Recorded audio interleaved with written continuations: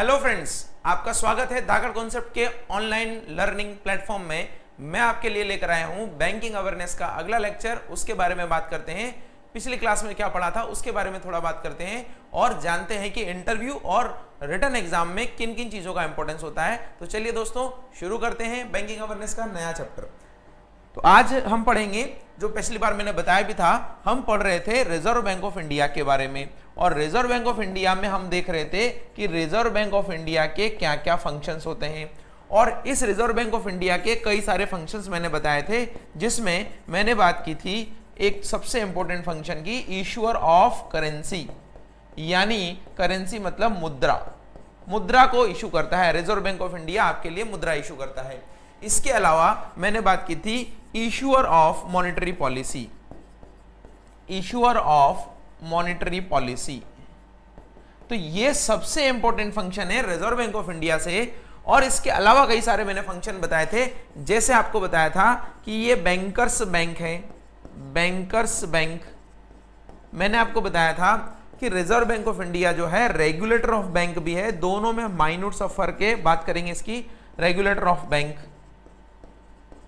फिर बात करते हैं अगले फंक्शन की, तो ये है कंज्यूमर एजुकेशन एंड प्रोटेक्शन, यानी कंज्यूमर की एजुकेशन और उनको प्रोटेक्ट करने का काम करता है। इसके अलावा मैंने बात की थी कि ये जो है कस्टोडियन ऑफ फॉरेक्स भी है, custodian of forex.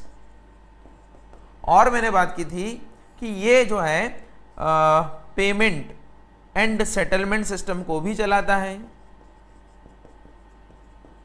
Payment and settlement system को चलाता है। और मैंने बात की थी कि रिजर्व बैंक ऑफ इंडिया जो है वो bank to government and its representative, its representative. तो ये मैंने आरबीआई के फंक्शंस के बारे में बात की थी, ये आरबीआई के स्पेसिफिक फंक्शन है। तो इसमें आज हम जानेंगे, सबसे पहले इस फंक्शन को पढ़ेंगे। दोस्तों मैं आपको ये दूसरी बार इसलिए लिख के बता रहा हूं कि ये हमारे बैंकिंग का कोर है, इसको जाने बिना आप बैंकिंग को नहीं समझ सकते हैं। इनमें ही हम 2, 3, 4 क्लास में सारे को कंप्लीट करेंगे, एक एक फंक्शन को देखेंगे, उसके अंदर बहुत सारी चीजें देखेंगे। और आप बस इस मैपिंग को ध्यान रखिएगा कि हम कहां पढ़ रहे हैं। जैसे आज अगर हम इशूअर ऑफ द करेंसी पढ़ेंगे तो इशूअर ऑफ करेंसी में हम बहुत सारी चीजें पढ़ेंगे, कौन कौन से नोट हैं, नोट में क्या चीजें हैं, वो फेक करेंसी क्या होती है, फिएट करेंसी क्या होती है, आपका स्टैंडर्ड करेंसी क्या होती है। हम ये पढ़ेंगे कि आपका जो करेंसी चेस्ट है वो क्या होते हैं, नोट पे जो कई सारे फीचर्स होते हैं वो क्या होते हैं, फेक नोट के बारे में क्या चीजें आरबीआई ने कही है, क्लीन नोट पॉलिसी क्या है, सॉइल्ड नोट क्या है, म्यूटिलेटेड नोट क्या है, कॉइन्स क्या कहां छपते हैं, बहुत सारी बातें करेंगे इसके बारे में। और जब ये पूरा हो जाएगा तब हम बात करेंगे मॉनेटरी पॉलिसी पर, जो इकोनॉमी के पर्पज से बहुत इंपॉर्टेंट है। और ये जो फंक्शन है ये तो माइन्यूट से फंक्शन है, एक ही क्लास में सारे भी खत्म हो सकते हैं, ये जरूर थोड़ा बड़ा फंक्शन है, इसके बारे में हम बात करेंगे। और ये पेमेंट एंड सेटलमेंट सिस्टम बहुत इंपॉर्टेंट चैप्टर है दोस्तों।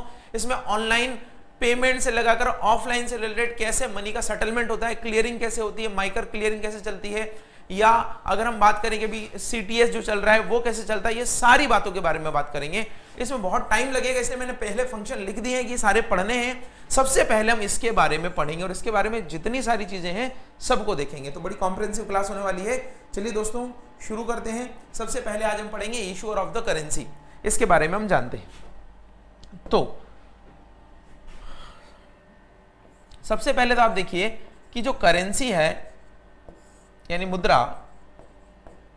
वो आपको लेन देन में काम आती है। लेन देन में काम आने का मतलब ये कि पहले के टाइम में अगर हम देखें तो बार्टर सिस्टम चलता था। बार्टर सिस्टम में क्या होता था कि अगर आपको कोई वस्तु किसी व्यक्ति से लेना है तो उसको क्या देंगे आप, अगर आपके पास करेंसी नहीं है, मनी नहीं है। अभी तो आप किसी से भी कोई चीज खरीदना होती है तो उसको पैसा देके खरीद लेते हैं, लेकिन पहले के जमाने में ऐसा होता था कि उसको कुछ चीज देना पड़ती थी बदले में, उसके बदले में वो आपको कोई चीज देता था। जैसे अगर आपके पास में गोल्ड है और किसी के पास में, किसान के पास में गेहूं है, वीट है, अगर आपको ये गेहूं चाहिए तो आपको वो गेहूं दे देगा, आप उसको गोल्ड दे दीजिए, that is called the barter system. विनिमय प्रणाली ऐसी ही चलती थी, लेकिन हर व्यक्ति के पास गोल्ड और अवेलेबिलिटी और बहुत सारी चीजों का होना बहुत मुश्किल था, इसीलिए हमने करेंसी ईजाद कर दी। अब हर व्यक्ति के पास करेंसी है जो सब जगह एक लीगल टेंडर है, ये भी क्या होता है हम देखेंगे अभी, और एक्सेप्टेबल है सब जगह, यानी हर व्यक्ति करेंसी को लेता है और उसको जो है उसके बदले में खरीदारी कर लेता है। वैसे अगर आप देखें तो करेंसी का उसका जो नोट है उसका कोई वैल्यू नहीं है, अगर वो पानी में गिर जाए तो कागज का टुकड़ा है, और अगर आप ऐसे भी वो कल से मोदी जी बोले आके कि मित्रों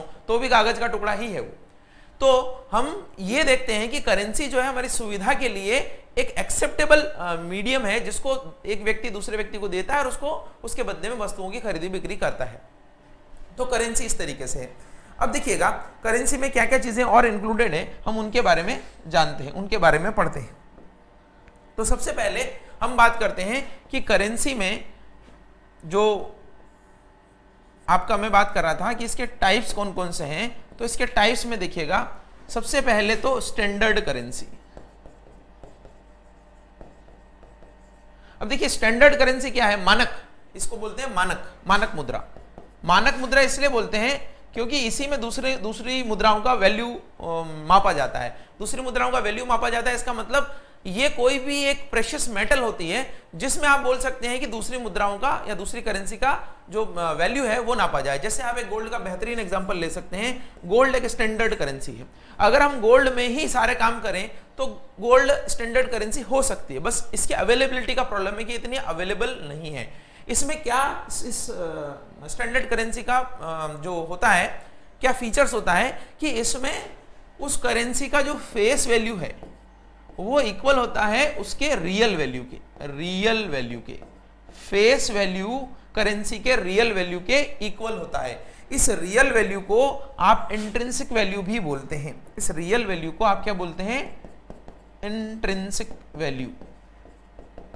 यानी वो जो करेंसी का एक्चुअल में जितना मूल्य है उतना ही उस मेटल, प्रेशियस मेटल का रहेगा, वो दोनों इक्वल रहेंगे। तो आप चाहें तो कितने भी कॉइन जो है आप वहां पर छाप सकते हैं, अनलिमिटेड कॉइनेज का पावर आपके पास में होता है, अनलिमिटेड लीगल टेंडर होता है। यानी सपोज करिए कि आज हमारी करेंसी गोल्ड होती और मोदी जी आके बोलते कि हमने करेंसी बंद कर दी है, तो क्या गोल्ड का वैल्यू थोड़ी ना कम हो जाता। आज गोल्ड करेंसी नहीं है फिर भी गोल्ड का वैल्यू है क्योंकि वो प्रेशियस मेटल है। तो ऐसी प्रेशियस मेटल जिनको करेंसी के रूप में ही यूज किया जाता है वो स्टैंडर्ड करेंसी कहलाती हैं। उनका फेस वैल्यू रियल वैल्यू के बराबर होता है, इंट्रिंसिक वैल्यू के बराबर होता है, अनलिमिटेड उनका कोइनेज किया जा सकता है। यानी आप भी अपनी मेटल ले जाइए और सिक्के छपा लीजिए, क्योंकि सिक्कों का मूल्य और सिक्कों का जो जिस मेटल से सिक्के बने हैं उसका मूल्य तो बराबर होता है। और आप ये कह सकते हैं कि इनका जो अनलिमिटेड लीगल टेंडर होता है। दोस्तों लीगल टेंडर का मतलब यह है कि वो करेंसी सब जगह एक्सेप्टेबल हो। अब चाहे वो कानूनी रूप से कर दीजिए या फिर अगर उसका वैल्यू इतना है तो वैसे भी सब जगह एक्सेप्टेबल होगी। जैसे गोल्ड अभी सब जगह एक्सेप्टेबल हो सकता है अगर आप करेंसी बनाए तो, लेकिन अगर नोट है कागज का तो उसके लिए लीगल टेंडर बनाना पड़ेगा रिजर्व बैंक को या सेंट्रल बैंक को, तभी वो हो पाएगा। तो एक करेंसी टाइप मैंने बताया स्टैंडर्ड करेंसी। 3 फीचर मैंने आपको बताया, face value is equal to real value, intrinsic value. दूसरा अनलिमिटेड कॉइनेज हो सकता है, अनलिमिटेड लीगल टेंडर इसका होता है। इसके बाद में बात करते हैं दोस्तों दूसरी टाइप ऑफ करेंसी के बारे में। चलिए शुरू करते हैं उसके लिए। तो दूसरी टाइप ऑफ करेंसी जो है वो है आपकी token, token currency. Token currency क्या है दोस्तों, टोकन करेंसी है कि आप जो है उतना प्रेशियस मेटल ना लेकर थोड़ा चीपर मेटल ले लें तो वो इजीली अवेलेबल भी होगा और उसको विनिमय में या एक्सचेंज में आप यूज भी कर सकते हैं। इससे फायदा क्या होगा कि आपको कम स्ट्रॉन्ग मेटल में या कम प्रेशियस मेटल में भी काम चल जाएगा। जैसे गोल्ड की बजाय आप कॉपर ले लीजिए, गोल्ड की बजाय आप थोड़ा कम जो है कोई और मेटल ले लीजिए, तो उसमें क्या होगा कि फेस वैल्यू जो है उसका वो बड़ा होगा रियल वैल्यू के। यानी अगर हम कॉपर को बना दें आपका करेंसी तो जो उसका फेस वैल्यू एक्चुअल में हमने रखा है 1000 रुपए, लेकिन अगर उस कॉपर को आप पिघला के किसी को दें तो फेस वैल्यू ज्यादा होगा उसके उस वैल्यू से। मान लीजिए 1000 रुपए हमने बोला कि इस कॉपर के सिक्के की वैल्यू 1000 रुपए है, लेकिन अगर उसको पिघलाएंगे तो 1000 रुपए नहीं आएंगे, 800 500 700 रुपए ही आएंगे। इसलिए हम बोलते हैं कि फेस वैल्यू जो है रियल वैल्यू से बड़ा होगा। और इसमें जो मैंने बताया था पिछली बार अनलिमिटेड वाला, इसमें लिमिटेड का कॉन्सेप्ट होता है, लिमिटेड कॉइनेज होता है और लिमिटेड ही लीगल टेंडर होता है। तो ये आपका है क्या, टोकन करेंसी। एक आपकी और करेंसी के बारे में जानते हैं जिसको हम बोलते हैं फिएट करेंसी। तो आजकल जितनी भी देशों में करेंसी चल रही है पेपर करेंसी, उसको हम फिएट करेंसी ही बोलते हैं। ध्यान रखिएगा, ये फिएट करेंसी जो है किसी भी देश के सेंट्रल बैंक के द्वारा जारी की जाती है और ये सिर्फ एक सिंबॉलिक करेंसी होती है। इसका कोई इंट्रिंसिक रियल वैल्यू नहीं होता है। कागज के टुकड़े को आप मोड़ के फेंक दीजिए, अगर वो करेंसी नहीं है तो उसका कोई वैल्यू नहीं है, जबकि गोल्ड की, सिल्वर की, कॉपर की वैल्यू हो सकती है। तो आजकल सारे देशों में जो भी करेंसी चल रही है लीगली उसको टेंडर बनाया गया है, उसको लीगल टेंडर बोला गया है। अदरवाइज उसका फेस वैल्यू जो है, फेस वैल्यू जीरो है। सॉरी, फेस वैल्यू तो है उसका ज्यादा, उसका रियल वैल्यू जो है वो जीरो है। रियल वैल्यू जो है वो जीरो है, जबकि उसका फेस वैल्यू जो है 1000 रुपए के नोट का फेस वैल्यू जो है 1000 रुपए है, लेकिन 1000 रुपए के नोट को अगर आप गला दे, पिघला दे, कुछ और बना दे उससे, तो उससे कुछ भी नहीं मिलेगा। तो ये आजकल सारे देशों में एक्चुअल करेंसी चल रही है। आप इसको पेपर करेंसी या कॉइन करेंसी भी बोल सकते हैं। कॉइन, पेपर, वो सारी चीजें चलती है, वो इसी में आती है। तो मैंने 3 तरह की मुद्रा आपको बताई। ये 3 तरह की मुद्रा अभी चलती हैं, लेकिन उसमें जो सबसे इंपॉर्टेंट है वो यही है। इनका यूज तो बहुत पहले हुआ करता था। जैसे आपने मोहम्मद बिन तुगलक का सुना होगा, उसने कॉपर के कॉइन बनाए थे और कई सारे जनता ने फिर वो कॉइन छाप लिए थे, क्योंकि उसकी फेस वैल्यू ज्यादा बड़ी थी, जबकि उसका रियल वैल्यू उतना नहीं था। ठीक है दोस्तों, तो चलिए आगे बढ़ते हैं। इससे रिलेटेड और क्या चीजें हैं उनके बारे में जानते हैं। तो हम बात कर रहे थे करेंसी की, और हम बात कर रहे थे कि आरबीआई जो है वो करेंसी इशू करता है। तो आरबीआई जो करेंसी इशू करता है उसमें वो फिएट मनी जो है रुपी के फॉर्म में, हमारा जो इंडिया की करेंसी है वो किस फॉर्म में है, वो रुपी के फॉर्म में। ये रुपी का सिंबल है। तो नोट जारी करता है, उनको हम बैंक नोट्स बोलते हैं। तो वो जो बैंक नोट हैं वो कौन कौन से टाइप के हैं, उसके क्या क्या फीचर्स हैं, उनके बारे में बात करेंगे। और फिर हम बात करेंगे कॉइन्स के बारे में। फिर इनके बाद में हम बात करेंगे दूसरे जो फेक नोट, जो आपका करेंसी चेस्ट है, उन सब के बारे में बात करेंगे। तो पहले हम बात करते हैं रुपीज के बारे में।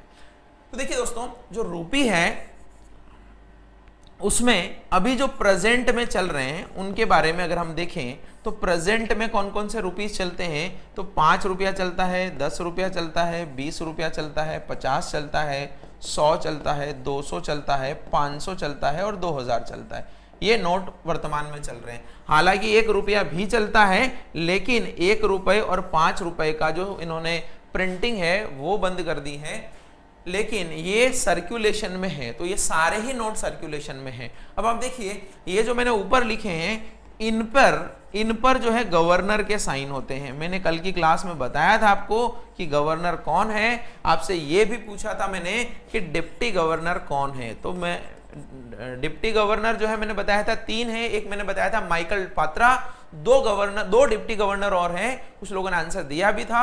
एमके जैन यानी महेश कुमार जैन और बीपी कानूनगो 2 गवर्नर और हैं, और एमडी पात्रा तीसरे डिप्टी गवर्नर हैं। और हमारे जो गवर्नर हैं वो तो एक ही हैं, शक्तिकांत दास। तो ये जितने भी नोट आपको ऊपर दिख रहे हैं इन सब पर साइन किसके होंगे, गवर्नर के।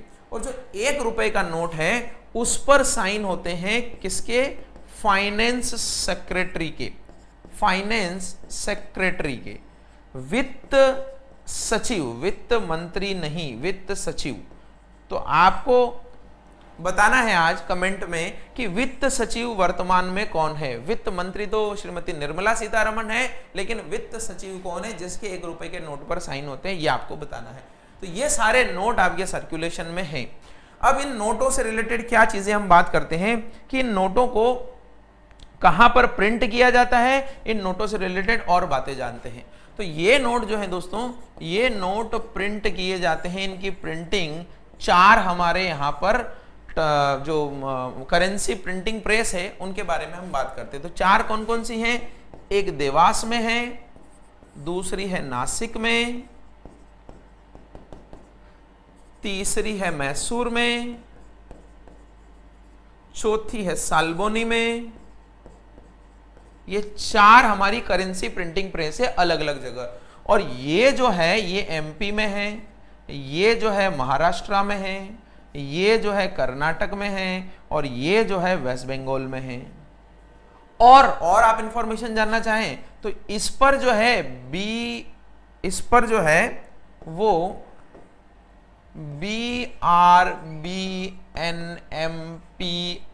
का कंट्रोल है, और इस पर जो है वो SPMCIL का कंट्रोल है। ये दोनों क्या हैं? ये प्रिंटिंग प्रेस को कंट्रोल करने के लिए बनाई गई संस्थाएं हैं। जैसे अगर हम बात करें BRBNMPL का, तो ये आरबीआई की एक सब्सिडरी भी है। आरबीआई की 2 सब्सिडरी है, पहले 3 थी, अब 2 ही रह गई है। तो सेकंड क्वेश्चन आप कमेंट में मुझे बताइएगा, एक तो बताइएगा कि वित्त सचिव कौन है, दूसरा बताइएगा कि आरबीआई की दूसरी सब्सिडरी कौन है। एक तो इसके बारे में मैं बता रहा हूं, तो ये है भारतीय रिजर्व बैंक।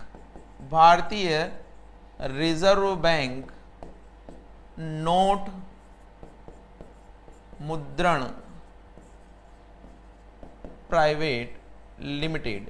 ये भारतीय रिजर्व बैंक नोट मुद्रण प्राइवेट लिमिटेड है। हिंदी में भी ऐसे ही लिखेंगे, इंग्लिश में भी आपको सेम बताना है, भारतीय रिजर्व बैंक नोट मुद्रण प्राइवेट लिमिटेड। तो ये आपका 2 जगह कंट्रोल करता है, एमपी और महाराष्ट्र में। भूल जाए कभी तो एम से याद रखिएगा, एम से, M for money, M for RBI and M for BRBNMPL।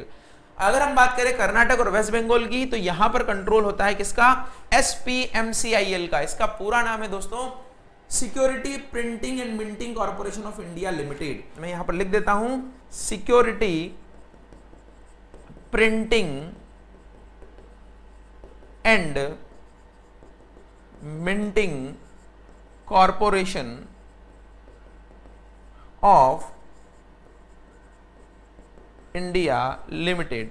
तो ये गवर्नमेंट ऑफ इंडिया के कंट्रोल में है, ये reserve bank of India control में। वहां का मैनेजमेंट एडमिनिस्ट्रेशन की बात कर रहा हूं, बाकी तो नोट छापने का काम तो रिजर्व बैंक ऑफ इंडिया के पास ही है, केवल 1 रुपए के नोट को छोड़कर। 1 रुपए का नोट जो है भारत सरकार के द्वारा छापा जाता है, और उसका जो सिग्नेचर होता है वो वित्त सचिव करता है। बाकी नोट जो जितने भी बैंक नोट हैं उनको रिजर्व बैंक ऑफ इंडिया बनाती है, और ये 4 जगह जो है इन नोटों की छपाई होती है। तो आप चाहे तो उसका एक स्क्रीनशॉट ले लीजिए और फिर हम आगे बात करते हैं। आपने ले लिया होगा स्क्रीनशॉट, चलिए बात करते हैं आगे। तो हम बात कर रहे थे करेंसी के बारे में, और मैंने बताया कि आरबीआई का एक फंक्शन है करेंसी इशू करना। तो करेंसी से रिलेटेड सारे काम आरबीआई ही करता है। हमने जाने कि उसमें कौन कौन से नोट हैं, तो 1 रुपए से लगाकर 2000 रुपए तक का नोट है। वैसे तो हमारा जो करेंसी है, जो आरबीआई एक्ट में लिखा है कि मैक्सिमम 10,000 रुपीज तक का नोट भी जारी किया जा सकता है। 10,000 रुपए तक का note reserve bank of India के द्वारा जारी किया जा सकता है। लेकिन अभी मैक्सिमम कितना है? 2000। पहले जारी हुआ था लेकिन उसको बंद कर दिया गया। अगर आप जानना चाहें, थोड़ा डेप्थ में जाना चाहें, तो मैं बता देता हूं, हालांकि उसका इतना मीनिंग नहीं है, फिर भी 10,000 रुपए का नोट पहले जारी किया गया था और मैक्सिमम जारी किया जाता है। तो आरबीआई क्या करता है, जितनी भी हमारी करेंसी है उसका design, production and overall management, ये सारा क्या करता है? आरबीआई ही करता है। Design, production and overall management ये रिजर्व बैंक ऑफ इंडिया ही करता है। तो वही नोट का डिजाइन करता है, वही नोट का प्रोडक्शन करता है, और वही नोट का ओवरऑल मैनेजमेंट करता है। मैं बात कर रहा था 10,000 रुपए के नोट की, तो देखिए 10,000 रुपए का नोट 1934 में इशू किया गया था, और ये 1946 तक चला। और बाद में अगर आप ऐसे इसको ऐसे समझिए कि आपका, ये हटा देते हैं, देखिए मैं बात कर रहा था 10,000 रुपए के नोट की, या 5,000 रुपए का नोट भी इशू हुआ है। तो इसको ऐसे समझिए कि भारत में 1934 में 1,000 और 10,000 का नोट लाया गया था।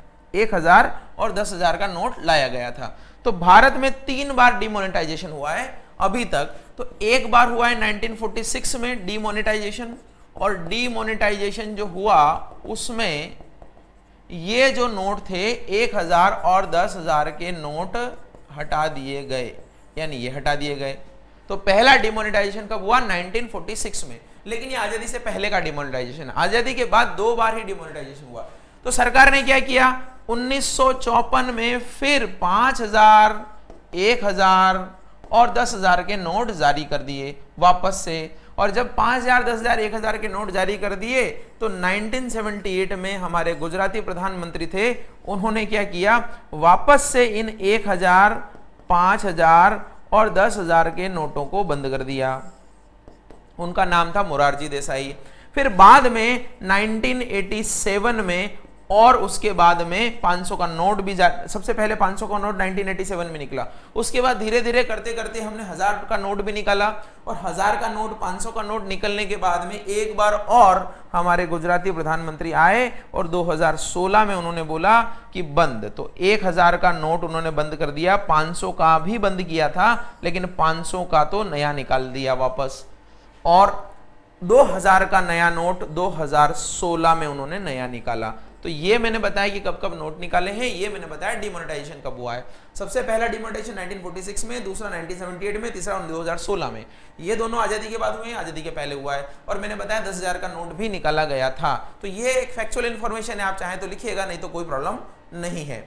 अब हम बात करते हैं नोट्स के बारे में कि ये 2000 रुपए के जो नोट आए हैं ये कैसे दिखते हैं, दूसरे नोट्स कैसे दिखते हैं, कैसे हम जान सकते हैं कि ये नोट नकली है, कैसे जान सकते हैं असली है, या नकली नोट बैंक में आता है तो क्या प्रोसेस, जो इंटरव्यू का फेमस क्वेश्चन है कि अगर आप कैश पे बैठे हैं और आपको नकली नोट मिलेगा तो आप क्या करेंगे, उसके बारे में हम बात करते हैं। तो चलिए इनके कुछ फीचर्स देखते हैं नोट्स के। ये मैं आपके लिए लेकर आया हूं दोस्तों। और आपका जो एक साइट है रिजर्व बैंक ऑफ इंडिया की, ध्यान रखिएगा, पैसा बोलता है, बिल्कुल बोलता है, पैसा ही बोलता है। पैसा अपने आप को बताता है, कई बार तुच्छ प्राणियों के मुंह से निकलता है और बताता भी है, पैसा बोलता है। तो ये पैसा बोलता है एक साइट है आरबीआई की, और इस साइट पे हर एक नोट का आपको फीचर्स दिया है। आप ये पता कर सकते हैं कि नोट असली है, नकली है, कैसा है, क्या फीचर्स है उनके बारे में। तो वहीं से मैंने आरबीआई की साइट से ये पिक्चर लिए हैं, उनको देख लेते हैं। और एक करंट भी आपको अपडेट कर देता हूं कि अभी हाल ही में आरबीआई ने एक एप्लीकेशन लॉन्च किया है, मनी। वैसे तो मैं आपको एक और क्वेश्चन पूछता, लेकिन ये मैं बता देता हूं, अभी तक मैंने आपको 2 ही क्वेश्चन पूछे हैं, वो मुझे बताइएगा। एक तो फाइनेंस सेक्रेटरी मैंने आपको पूछा है और एक और क्वेश्चन बीच में पूछा था, उसका आंसर दीजिएगा। अभी हाल ही में आरबीआई ने मनी ऐप लॉन्च किया है। ये मनी ऐप क्या है, जो विजुअली इंपेयर्ड लोग हैं, जो देख नहीं सकते हैं, उनके लिए ये एप्लीकेशन है ताकि वो फेक करेंसी को डिटेक्ट कर पाए। इसका फुल फॉर्म है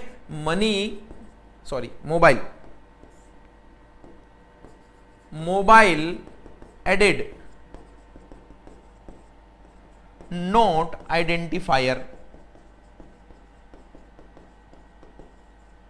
मोबाइल एडेड नोट आइडेंटिफायर। तो ये जो है एक मनी नाम की एप्लीकेशन है और उसी से जो है आप ये जान सकते हैं। तो ये मैंने आपको बताया, इससे जान सकते हैं। लेकिन अगर आप वैसे भी जानना चाहें तो भी आप जान सकते हैं। तो वो कौन कौन से फीचर्स हैं उनके बारे में हम बात करते हैं। तो दोस्तों सबसे पहले हम इसमें देखते हैं 1 से लगाकर 13 तक फीचर्स दिए गए हैं। और इन 1 से लगाकर 13 तक फीचर्स में सबसे पहले अगर पहले फीचर्स की बात करें तो पहला फीचर जो है वो है आपका सी थ्रू रजिस्टर। इस फीचर को बोलते हैं सी थ्रू रजिस्टर। सी थ्रू रजिस्टर का मतलब यह है दोस्तों कि सी थ्रू रजिस्टर में यहां पर आप अगर देख रहा होगा ये 2000 रुपए लिखे हैं, ऐसे दिखेगा नहीं। लेकिन जब अगर आप लाइट के सामने देखेंगे, लाइट को सामने रखकर आप पीछे बैकग्राउंड में देखेंगे उसको, तो 2000 रुपए दिखेगा। बाकी तो ऐसे लाइन लिखी हुई है, ऐसा पता नहीं चलेगा आपको। तो इसी को हम सी थ्रू रजिस्टर बोलते हैं। फिर 2 नंबर जो लिखा हुआ है, 2 नंबर को बोलते हैं हम लेटेंट इमेज। लेटेंट इमेज, और ये जो लेटेंट इमेज है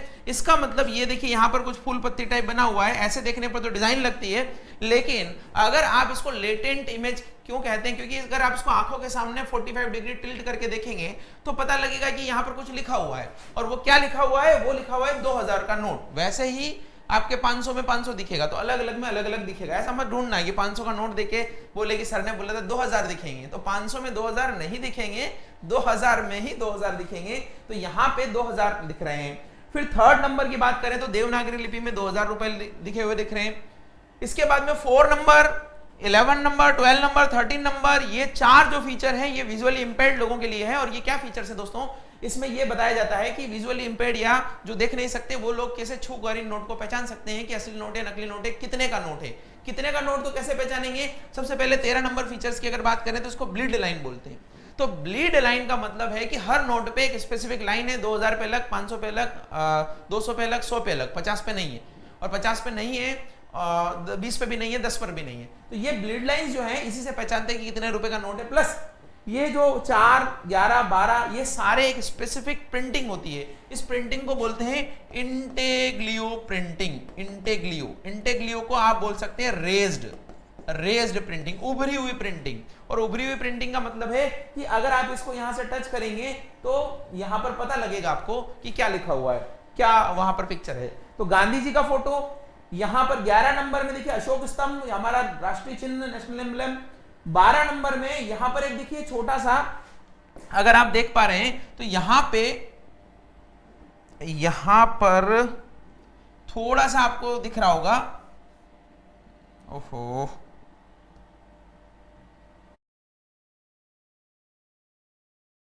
यहां पर मैं ऐसे बताता हूं, ये जो छोटा सा ब्लैक बॉक्स दिख रहा है ना, ये ब्लैक बॉक्स जो है कभी रेक्टेंगुलर मिलेगा, सर्कल मिलेगा, स्क्वायर मिलेगा, ये अलग अलग मिलेंगे। और ये हर नोट का एक आइडेंटिफिकेशन मार्क है, इसको हम बोलते हैं आइडेंटिफिकेशन मार्क। इसको भी उभरा हुआ आप महसूस कर सकते हैं। हो सकता है कई लोगों को ये उभरा हुआ नहीं लगे, क्योंकि हमारी आंखें और हम आंखों से देख लेते हैं, हमारे वो सेंसेस इतने अच्छे नहीं है कि हम जो है आंखें बंद करके इनको उभरा हुआ महसूस कर पाए। लेकिन जो विजुअली इंपेयर्ड लोग होते हैं उनका ये टच वाला सेंस बहुत ही तेज होता है हमसे, और वो जरा सा टच से पहचान लेते हैं कि उभरा हुआ है या नहीं। तीसरा, फिर आपका देखिए यहाँ पे ब्लड लाइन हो गई, आइडेंटिफिकेशन मार्क हो गया, अशोक स्तंभ हो गया, गांधी जी, ये सारे ही इंटेग्लियो प्रिंटिंग में है, इंटेग्लियो प्रिंटिंग, ठीक है। या फिर मैंने बताया आपको कि रेज्ड प्रिंटिंग में है। फिर 5 नंबर तो गांधी जी के यहाँ पर इंडिया और भारत लिखा गया है, कुछ नहीं, आप मैग्नीफाइंग ग्लास से देखेंगे तो पता लग जाएगा। 6 नंबर में ये आपका सिक्योरिटी थ्रेड है जो blue green, green to blue shift होता है।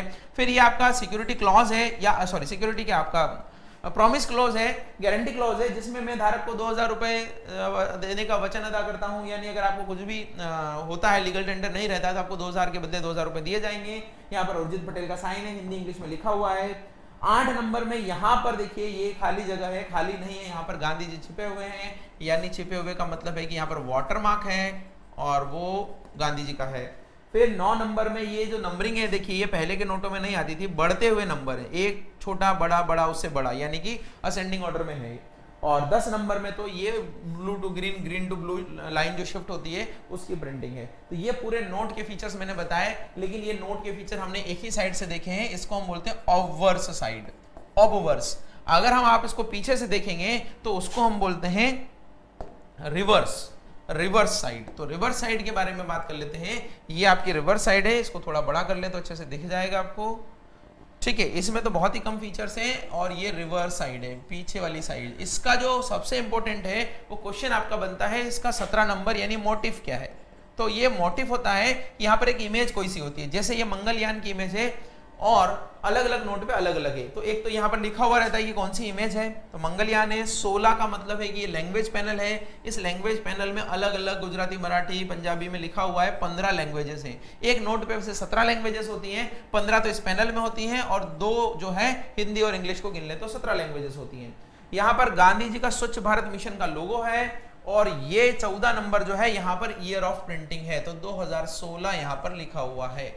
तो ये सारे फीचर्स मैंने आपको बताए नोट से रिलेटेड दोस्तों। इसके अलावा इसमें बहुत सारी चीजें हैं जिनके बारे में हम बात करेंगे। तो आज के लिए इतना ही, मिलते हैं अगली क्लास में। Thank you so much for watching, thank you.